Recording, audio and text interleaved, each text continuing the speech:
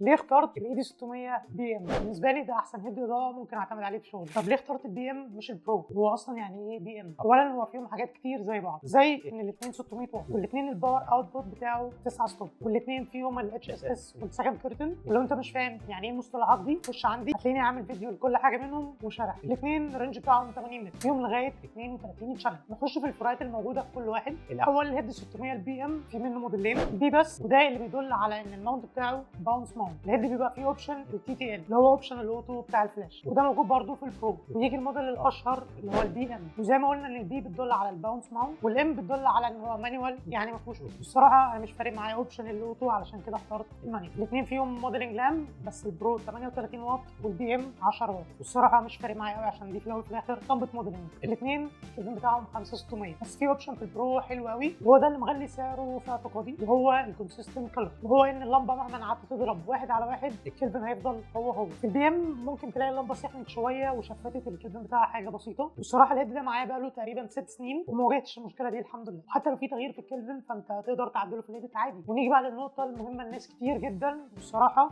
انا مش واحد منهم، وهي الريسايكل تايم، واللي هي يعني الهيد بياخد قد ايه علشان يشحن بين كل ضربه والثانيه. في البي ام سنتين ونص، والصراحه هي دي مده كبيره مش قليله. اما البرو فهو بياخد 9 من 10 من الثانيه. طبعا الفرق كبير للناس اللي بتصور رياضه او حاجه فيها سرعه انا عارف، بس الكلام ده على باور اللي هو واحد على واحد. وبما اننا بنتكلم عن السرعه في الفلاش، فالفلاش ديوريشن بتاع البي ام بيوصل ل 10000، اما بقى البرو فالمفروض يبقى اعلى بكتير. الصراحه لا، هو برضه بيوصل ل 10100. استنوا فيديو توضيحي يعني ايه الفلاش ديوريشن. نيجي بقى لاهم نقطه ودي اللي خلتني اختار البي ام، وهي البطاريه. بطاريه البي ام الكباسيتي بتاعها 9000 ملي امبير وبيقعد 500 ضربه واحد على واحد. والبرو الصراحه مش عارف ازاي وليه البطاريه بتاعته 2600 ملي امبير وبيقعد 360 ضربه بس واحد على واحد. ودي الصراحه حاجه ديل بريكر بالنسبه لي. يعني الفلاش البرو لما باجي استخدمه فعلا بيفصل اسرع من البي ام، فلو انت بتصور اوت دور ممكن تتسوح فعلا في الموضوع ده او تحتاج تجيب بطاريه ثانيه معاك، واللي بالمناسبه هي مش رخيصه خالص. بس كده، سلام.